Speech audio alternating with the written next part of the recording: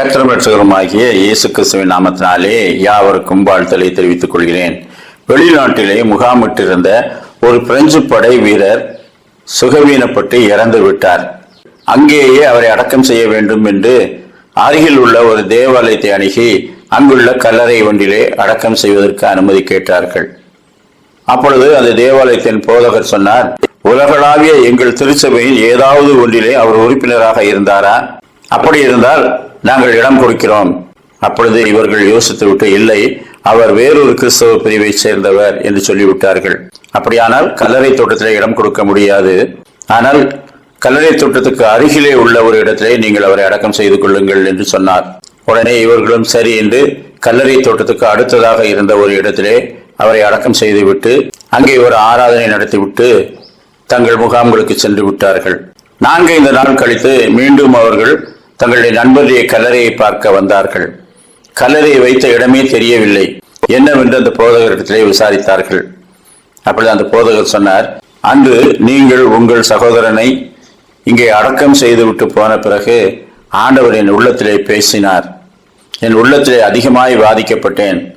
மரித்த ஒரு கிறிஸ்தவனை உன்னோடு சேர்த்து கொள்ள முடியாத நீ பரலோகத்திலே தூதர்களோடு வந்து எப்படி சேருவாய்? எனவே நீ செய்தது மிகவும் தவறு என்று ஆவியானவர் என் உள்ளத்திலே உறுத்தி கொண்டே இருந்தார்.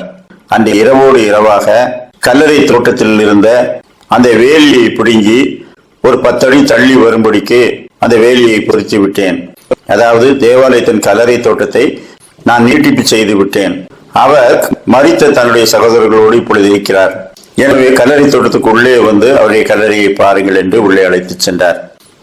ஆதி முதல் மனிதனுக்கு கர்த்தர் கடுமையான சட்டங்களை கொடுத்து இன்னபடி நடக்க வேண்டும், அப்படி நடவாதவர்கள் தண்டிக்கப்படுவார்கள் என்று கட்டளையிட்டார். அதுதான் நியாயப்பிரமாணம். அதன்படி செய்கிறவர்கள் பிழைப்பார்கள், அதன்படி செய்யாதவர்கள் தண்டிக்கப்படுவார்கள். ஆனால் மனிதர்களாலே அதை செய்ய முடியவில்லை. அநேகர் தடுமாறினார்கள். ஆனால் தேவன் மனிதன் மீது வைத்த அன்பினாலே தன்னுடைய பிரமாணத்திலே ஒரு மாற்றத்தை கொண்டு வந்தார். அது தேவகுமாரனாகிய இயேசு கிறிஸ்துவை பூமிக்கு அனுப்பி அவருடைய பாவங்களை சுமந்து தீர்க்கும் கிருபாதார பலியாக அவரை பலியிட்டார். அவரை விசுவாசிக்கிறவன் ஆக்கினைக்குள்ளாக தீர்க்கப்படான் என்று கட்டளையிட்டார். தேவகுமாரனாகிய இயேசு உங்கள் பாவங்களை சுமந்து தீர்த்தார் என்று விசுவாசித்து அவருக்கு முன்பாக பாவங்களை அறிக்கையிட்டு அவருடைய மன்னிப்புகளை பெற்றுக் கொள்ளுங்கள். அவர் மீது நம்பிக்கையை வைக்கிறவன் ஆக்கினைக்குள்ளாக தீர்க்கப்படான். அப்படியானால் பிரமாணங்களிலே மிகப்பெரிய ஒரு சலுகையை கொடுத்து விட்டார்.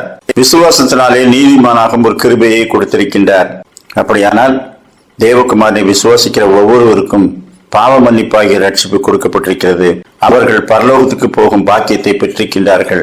அப்படி என்றால் கர்த்தர் பிரமாணங்களை எளிதாக்கி தம்முடைய ஆவியானவராலே அதை உறுதிப்படுத்தி இருக்கிறார். இந்த ரட்சிப்பை நாம் பெற்றுக் கொண்டிருக்கின்றோமா?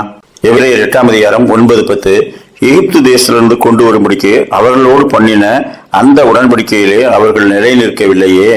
நான் இஸ்ரவேல் குடும்பத்தோடு பண்ணும் உடன்படிக்கையாவது என்னுடைய பிரமாணங்களை அவர்களுடைய மனதிலே வைத்து அவர்களுடைய இருதயங்களில் அவைகளை எழுதுவேன்.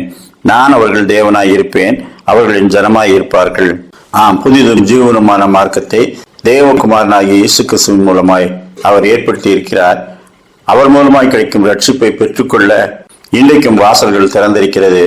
கர்த்தர் தாமே அப்படிப்பட்ட நல்ல சிந்தனைகளை இந்த நாளிலும் நமக்கு தந்தருள்வாராக. ஆமேன்.